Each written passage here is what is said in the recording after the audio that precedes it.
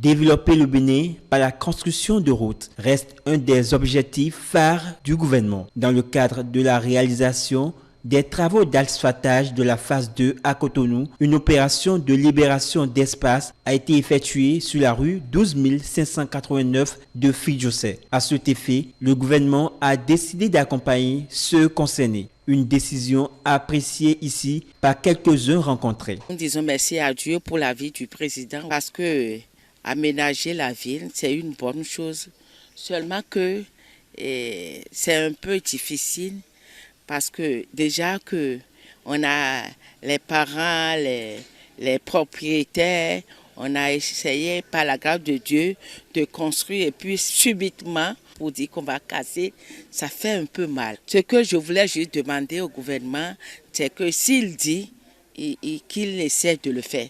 C'est bon de rendre notre pays plus bel et plus propre. Si l'État dit qu'il va nous accompagner en cela, pourquoi qu'il fasse ce qu'il a dit. Je suis très contente pour ça. Je ne sais pas que le goudron va passer devant ma maison un beau jour. Et il dit et il fait. D'autres estiment que le gouvernement n'est pas obligé de les dédommager, car cette action contribue au développement du pays. Cette initiative vraiment est louable, puisque quand l'État veut arranger la ville pour nous tous, nous devons accepter avec un cœur sincère.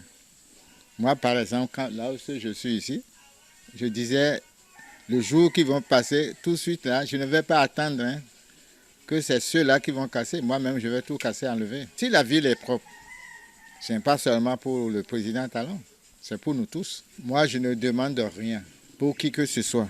Pourquoi je le dis? Si je suis devant, j'ai droit, c'est mon carré, j'ai droit à 1 mètre. Si je dépasse 1 mètre et que l'État veut faire son travail pour la propriété de la ville, quel dédommagement je vais leur demander?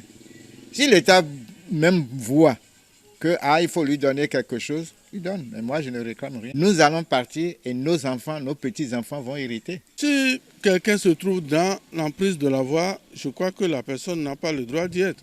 Donc, je ne vois pas où se trouverait même l'accompagnement. Vous voyez, là où je suis actuellement, les gens sont déjà passés.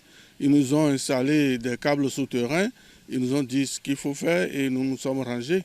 En principe, une boutique ne doit pas mordre dans la voie. Et s'il se fait que quelqu'un mord sur cette limite, la personne, on peut la dégager sans problème. L'engagement du gouvernement du président Patrice Talon à rendre le Bénin plus attrayant se poursuit. De nombreux projets restent encore à réaliser.